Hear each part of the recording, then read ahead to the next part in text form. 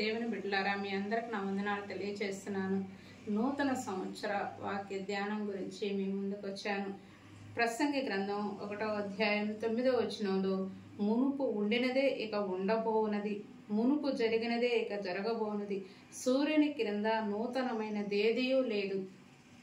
గమనించినట్టయితే ఎప్పటి నుంచో మనం చూస్తూ వస్తున్నాం. ఇక ముందు కూడా అదే జరగబోతోంది.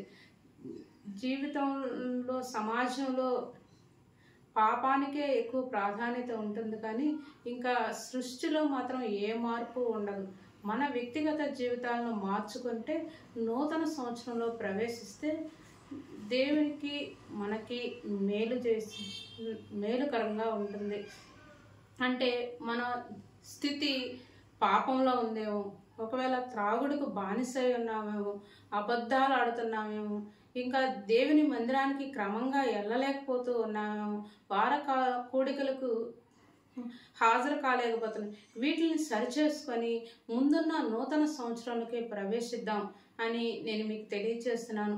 భూమి మీద ఏమీ నూతనమైనవి లేవు, కానీ పరలోక పట్టణంలో మాత్రం నూతనమైనవి, క్రొత్త ఆకాశాన్ని, క్రొత్త భూమిని చూస్తాము. యోహాను పద్మాస దీపంలో పరవశుడై ఉన్నప్పుడు దూత ద్వారా తను ప్రకటన గ్రంథం 1వ అధ్యాయం 1వ వచనం చూసినప్పుడు,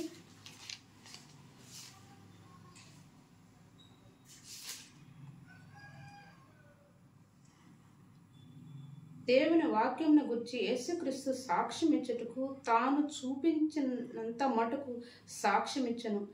సమయము సమీపించింది కనుక ఈ వాక్యమును చదువువారును వాటిని విని ఇందులోని వ్రాయబడిన సంగతులు గైకొన్న వారు ధన్యులు.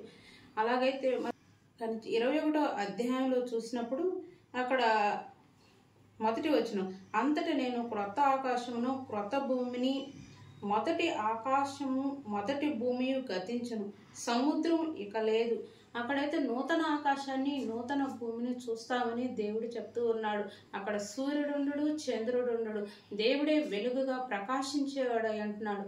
మనం ఇక్కడ ఎన్ని తీర్మానాలు కరెక్ట్గా సరిచేసుకొని, మన వ్యక్తిగత జీవితాన్ని సరిచేసుకొని, దేవుని ఎడ్డ నిర్దోషులంగా దేవుని పాదాల చెంత మనం ఒప్పుకొని సరిచేయబడితే ఆ పరలోక పట్టణంలో నూతనంగా మనం జీవించగలుగుతాం. ఆ యెరూషలేము పట్టణం కొరకు మనం ఈ లోకంలో ఉండగానే సిద్ధపడాలని నేను మీ అందరికీ తెలియజేస్తూ ఉన్నాను.